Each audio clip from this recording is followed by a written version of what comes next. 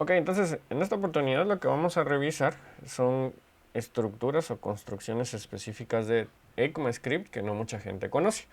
Esto lo hago la salvedad porque a veces durante los cursos que hemos dictado acá como Academic he notado que la gente nos dice, qué bonito ese recurso de TypeScript, cuando en realidad es un recurso que existe desde hace bastante tiempo en ECMA, que ya está disponible en sus navegadores y que no necesariamente va a ser propio de TypeScript, pero que si lo dominan adecuadamente va a complementar muy bien el sistema de tipos que utiliza TypeScript. Entonces vamos a ir avanzando por acá.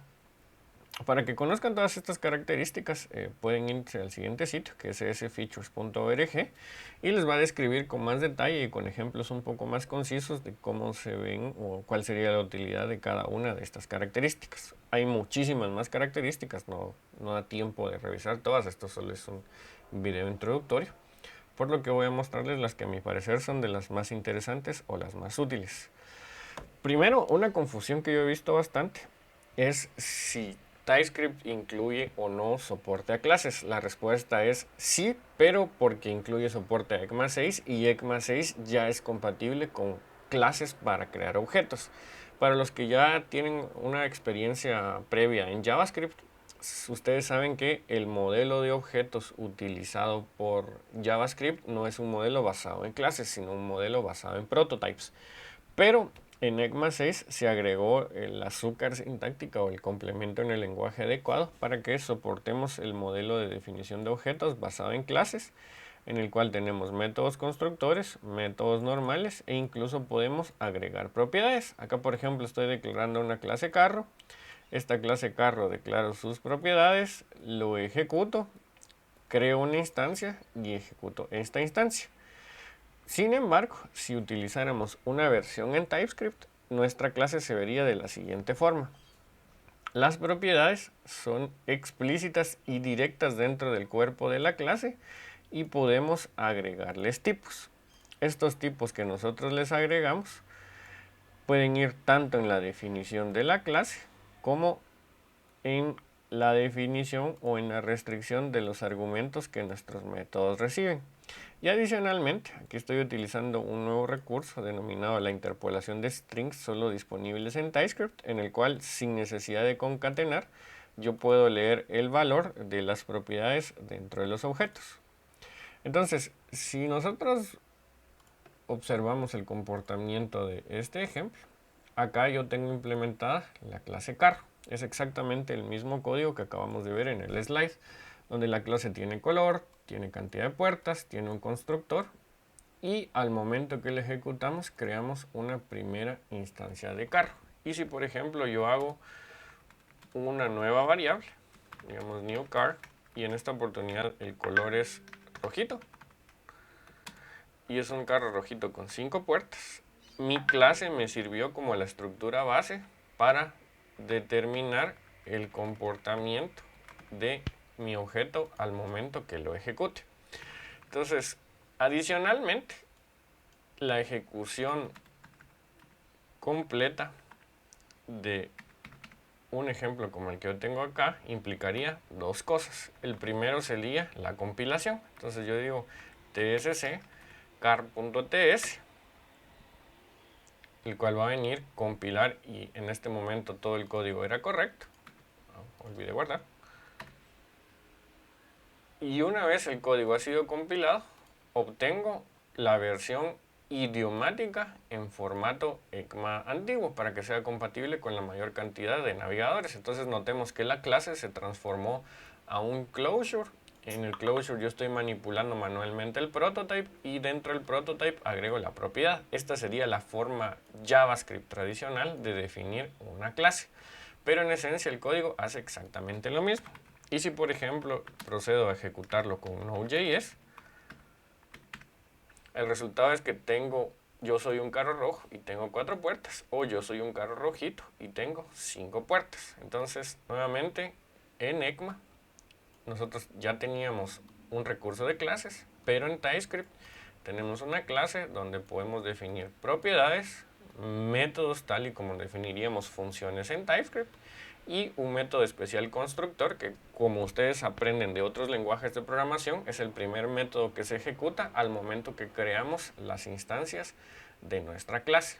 Entonces, un recurso interesante, o que podría ser interesante al momento que están utilizando TypeScript, es que en lugar de compilar y ejecutar en fases diferentes, pueden instalar la utilería denominada tsnode, que básicamente les permite ejecutar directamente archivos en TypeScript. Entonces, tsnode toma su archivo original en TypeScript, lo transpila hacia JavaScript y posteriormente lo ejecuta utilizando Node.js. Entonces, primer recurso, clases. Otra de las cosas que serían interesantes es que, por ejemplo, podamos utilizar arrow functions. Entonces, en relación a las arrow functions, la idea general es que las arrow functions nos van a dar un mecanismo para que el alcance de nuestras variables sea más parecido a lo que nosotros tenemos en otros lenguajes de programación. Por ejemplo, cuando nosotros declaramos una variable, como estoy declarando acá, que estoy haciendo la parte del prototype de la función scopeTest, el alcance de esta variable no se limita a un bloque, sino que se limita a todo el scope de la función, o en otras palabras, toda la función. Y si, por ejemplo, yo aquí utilizo una inner function o un closure, al momento que yo me refiera al this, este this se va a interpretar como quién es el que está invocando, no en qué bloque está ubicada la variable.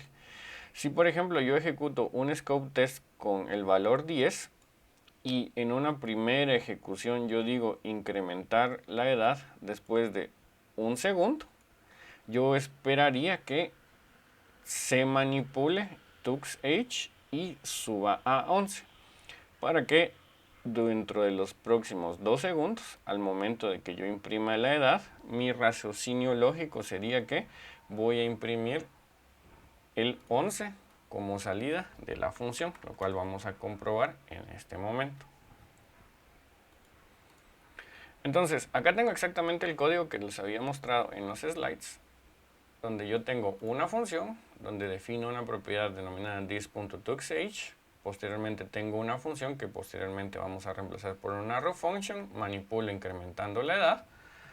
Y si yo ejecuto el código tal y como lo tengo en la pantalla, yo esperaría que se inicialice con el valor 10, incremente la edad y posteriormente haga una ejecución de la impresión de la edad. Y si hacemos un node scope test, aquí tengo un pequeño error, observamos que el valor sigue siendo 10. Ahora, ¿por qué? Esto es por el contexto de invocación. Cuando nosotros hacemos un timeout, el contexto de invocación de esta línea va a ser el contexto de invocación global, lo que significa que cuando nosotros nos referimos a this al momento de invocar el método increaseAge, no nos estamos refiriendo al alcance de la función scopeTest, sino al alcance global. Y ese es uno de los problemas o los memes que ustedes van a encontrar mucho al momento de utilizar JavaScript. ¿Qué significa el this? Porque nosotros traemos una formación del this utilizado en otros lenguajes de programación. Y esto es lo que nosotros obtenemos con arrow function. Cuando nosotros utilizamos arrow function, el this tiene otro significado, que va a corresponder no al contexto de invocación, sino al contexto en el cual la variable ha sido declarada. O sea que con utilizar la arrow function yo esperaría que la salida no sea 10, sino sea el número 11, porque al momento que yo utilizo el método increaseAge, que en este momento está definida como una arrow function, ya no me estoy refiriendo al scope global, sino me estoy refiriendo al scope test. Por lo que al momento de imprimirlo nuevamente, yo esperaría que la salida sea 11. Entonces vamos a probar scope test. Y efectivamente, ahora nuestra salida es 11. Entonces, en resumen, la arrow function lo que nos permite es controlar de una forma más granular el alcance de nuestras variables y en lugar de pertenecer al scope en el cual se está siendo invocado. El this se refiere a el alcance en el cual la variable ha sido declarada, que en este caso ha sido declarada dentro de scope test. Entonces, cuando lo probamos, nuestra salida es 11. Una vez que entendemos los arrow functions, uno de los recursos pequeñitos pero interesantes sería que utilicemos los rest parameters, que es bastante similar a lo que conocemos como var args, los que somos desarrolladores en Java. Entonces, cuando nosotros tenemos rest parameters, lo que podemos asumir es lo siguiente.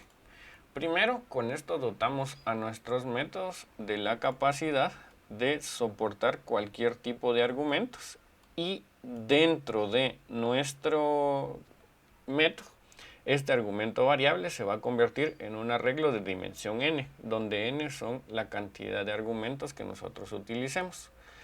Por ejemplo, que aquí tengo exactamente el mismo código que les mostré en el slide, yo esperaría recibir 1 y 2 argumentos y posteriormente una cantidad n de argumentos. Acá, por ejemplo, tengo una primera invocación con 2 argumentos y una segunda invocación con 4 argumentos.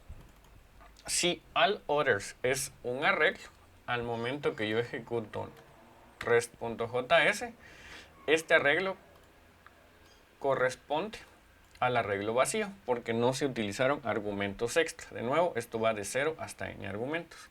Y en la segunda ejecución es un arreglo con 2 miembros que corresponden a los 2 argumentos extras que utilizamos en la función. Si yo, por ejemplo, dijera un tercer argumento tuxt, modifico ligeramente la ejecución de mi programa. Y ahora tenemos var qux y tuxtor como las salidas de mi programa. Entonces, esto es lo que deben de tener en cuenta al momento de utilizar rest parameters. Otro recurso que podría ser interesante de ECMA 6 sería digámoslo así, el definidor de tipos let. Y esto creo que es más fácil mostrárselos utilizando un ejemplo directamente. Acá en el código, por ejemplo, yo tengo una función nuevamente denominada scopeTest y declaro una variable. De la teoría de JavaScript, nosotros sabemos que sin importar en qué punto se declare la variable, el alcance de esa variable es toda la función que la contiene. Y si, por ejemplo, yo ejecuto un if true con un nuevo scope, un scope de bloque, e intento escribir la variable varinfo, en lenguajes de programación tradicionales, esto sería una nueva variable con un nuevo alcance, porque la mayoría de lenguajes de programación, el alcance de sus variables es por bloque, no por función. Entonces, al momento de ejecutar console.info, yo esperaría en un lenguaje tradicional que la salida sea 1, 2 y 3. Pero, en el caso de JavaScript, cuando nosotros ejecutamos esta primera versión, la salida es 4, 5, 6, porque a pesar de que la esté intentando redefinir, el alcance siempre fue toda la función, entonces no importando si la manipulo y la intento redefinir, el valor final es 4, 5 y 6. Y esto lo podemos controlar utilizando let. Entonces, al momento de utilizar esta versión, let se parece más a los mecanismos de declaración de variables que nosotros conocemos en otros lenguajes de programación. Si yo declaro la variable con let, el alcance de esta variable es únicamente por bloque y la variable exterior corresponde a un bloque que casualmente es la función, pero por definición el alcance de let es únicamente el bloque. Y si ejecuto nuevamente el programa utilizando Node.js, vemos que el valor original era 1, 2, 3, redefiní info y el alcance de esta redefinición es únicamente el bloque, lo imprimo y por último notamos que el valor 1, 2 y 3 se conservó al momento de ejecutar nuestro valor en nuestro programa que imprime el valor de let. Esto tiene una ligera variante. Si nosotros vemos la definición de ECMA 6, ECMA nos permite definir constantes. Entonces, la variable que originalmente definí como info, como no la estoy manipulando luego de su definición, de hecho pudo haber sido una constante. lo que me garantiza entonces que si yo intento reescribir info, el valor debería de ser 1, 2 y 3. Entonces comprobamos la ejecución y efectivamente cuando nosotros ejecutamos la reasignación, la salida de info o la ejecución del programa en JavaScript fue que info no se puede reasignar.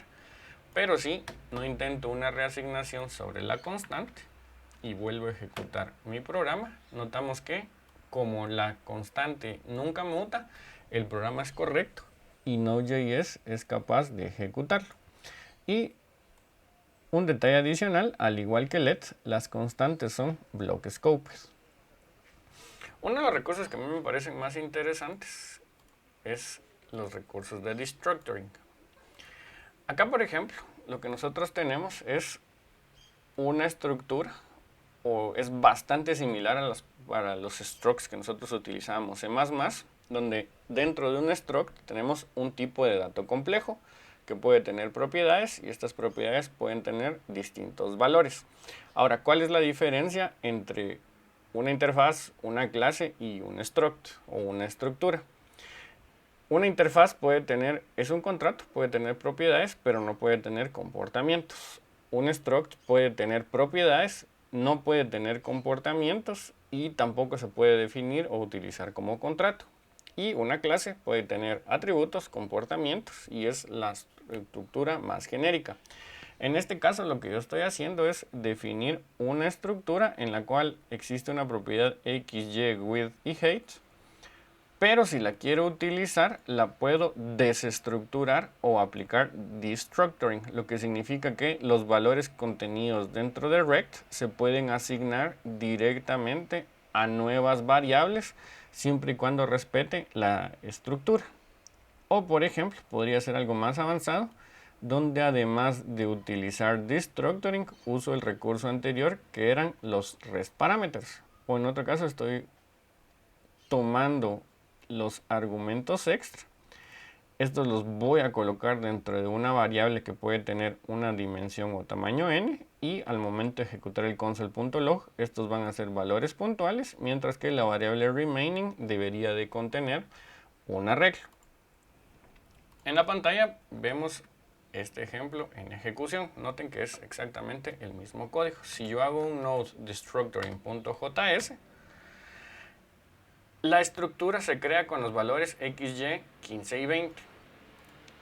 La desestructuro asignándolo a variables puntuales y al momento de utilizar estas variables en console.log observamos que efectivamente son la salida de console.log. Pero en el caso de remaining, yo desestructuro los valores individuales y cuando vemos la salida de y3 y z4 que se asignan a remaining, diferente de lo que hubiera pasado con var args, no se vuelve un arreglo, se vuelve en una nueva estructura y se conservan los identificadores de la variable. Entonces, noten lo que estoy haciendo acá. A pesar de que la sintaxis sea similar al var arguments y que en un principio nosotros considerábamos esto como va a ser similar o vamos a utilizar un recurso como el de var args, lo cierto es que al momento que lo ejecutamos, esto no se convierte específicamente en un arreglo. La estructura, o por lo menos la sintaxis, sí se mantiene, pero la estructura se va a mantener como en nuestra ejecución original. Lo cual nos lleva a el spread operator. La idea de spread operator es que cuando nosotros tenemos una función que tiene una cantidad n de argumentos y tenemos una colección, como en este caso un arreglo tradicional, podemos, como su nombre lo indica, untarlos, o spread, como sería en una traducción libre al español. Nosotros vamos a tomar cada uno de estos argumentos dentro del arreglo y estos argumentos dentro del arreglo se van a asignar a x, y y z. O por ejemplo, si yo tengo un arreglo de tipo 1, 2, yo podría utilizar el spread operator para que estos argumentos, similar a lo que pasaba con destructuring, pero sin pertenecer a una estructura, vayan direccionados hacia ser miembros de una lista. Entonces vamos a verlo nuevamente utilizando un ejemplo en Visual Studio Code. Vamos a cambiar acá. Entonces este sí lo vamos a tener que programar. Es spread.js. Okay. Pasamos a VS Code de nuevo. Entonces, primero que nada, declaramos una función denominada foo con argumentos x, y y z. La función no hace nada, pero no es el efecto que yo quiero mostrar. O podría, por ejemplo, hacer un console.log x, y, z. Y ya utilizamos las variables. Posteriormente puedo tener un argumento donde sus valores sean Java, Scala y Kotlin. Y puedo invocar mi función, la cual espera 3 argumentos utilizando spread. Entonces yo le digo aplicar spread sobre argumentos y que cada uno de los elementos del arreglo se vuelvan elementos individuales para la función. Y si ejecutamos node spread.js, obtenemos los miembros de la función como argumentos que originalmente eran los miembros del arreglo. Y si por ejemplo defino otro var vm otherlangs, por ejemplo, y aquí incluimos a JavaScript, Bala y C#, yo puedo utilizar este primer argumento, volverlo miembro del segundo argumento utilizando spread y complementarlo con nuevos elementos. Y si ejecuto node spread, vemos que tenemos JavaScript, Bala y C#.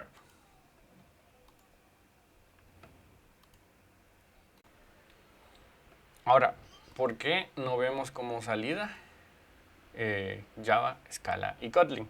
Esto es básicamente porque yo necesitaría más argumentos. Necesitaría un argumento W, un argumento U y un argumento B, por ejemplo. Entonces, si tenemos B, U, W, U y B, ya tengo espacio para mis 6 argumentos.